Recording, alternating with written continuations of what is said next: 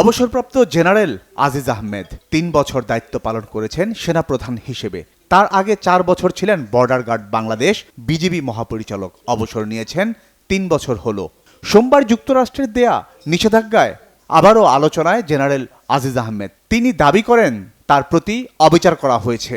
সূত্রটা হলো আল জাজিরার অল দ্য প্রাইম মিনিস্টার্স ম্যানে যে এলিগেশন এনেছে ওই দুইটাই এখানে উল্লেখ করে আমার উপরে আমেরিকাতে এন্ট্রিতে যে রেস্ট্রিকশনটা দিয়েছে আমার কাছে মনে হয়েছে যে এটা injustice, a kind of injustice, এবং আমি এটাতে অবাকও হয়েছি। অভিযোগ করেন তিনি ও তার ভাইকে জড়িয়ে আল জাজিরার দুর্নীতির মিথ্যা সংবাদের সাথে মিল রয়েছে যুক্তরাষ্ট্রের অভিযোগের। এইখানে যে জিনিসটা দেওয়া হয়েছে যে আমি আমার ভাইদেরকে বিভিন্নভাবে সহযোগিতা করেছি আমার অফিসিয়াল ক্যাপাসিটি ব্যবহার করে, আমি এটা মেনে নিলাম না। কারণ এটা আল জাজিরাও বলেছিল এবং তারা যে সমস্ত এভিডেন্স এনেছিল এগুলোর অনেকে অনেক বিশ্লেষণ করেছে এবং এগুলার হলো যে জেনুইনিটি যেটা বা সঠিকতা এটা পাইনি।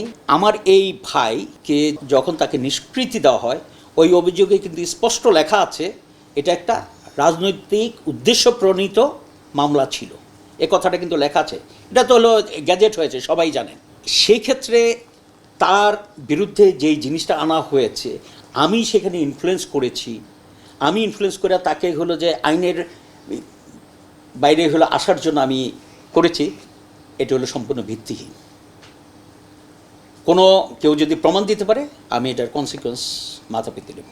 আমি উইথ কনফিডেন্স আমি বলছি, আমি বিজিবি থাকতে অথবা সেনাপ্রধান থাকতে আমার কোনো ভাইকে আমি বিজিবিতে অথবা সেনাবাহিনীতে কোনো কন্ট্রাক্ট দেইনি।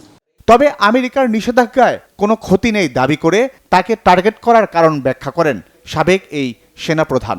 আমাকে কিছু বলা যেমন হলো আমার পরিবারের অন্যান্যরা একটু বিব্রত হবে, আমাকে যারা নিয়োগ দিয়েছিল আমি মনে করি যে তারাও কিছুটা বিব্রত হবে, ঠিক আছে না?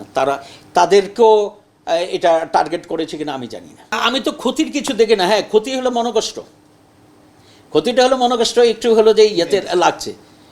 কারণ আমার যদি কোনো প্রয়োজনই না থাকে আমেরিকাতে যাওয়ার, তাহলে আমি এখানে আমার কি একটা থাকবে? দুনিয়াটা অনেক বড়। নেয়ার যেটা হলো আমার কোনো ছেলে মেয়েও থাকে না, আমার স্ত্রীও থাকে না, আমিও থাকি না। তিনি ও তার পরিবারের বিরুদ্ধে একটি দুর্নীতির প্রমাণও কেউ দিতে পারবে না বলে চ্যালেঞ্জ করেন অবসরপ্রাপ্ত জেনারেল আজিজ আহমেদ। জিয়া খান, বাংলা ভিশন, ঢাকা। এই দুটো প্রশ্নের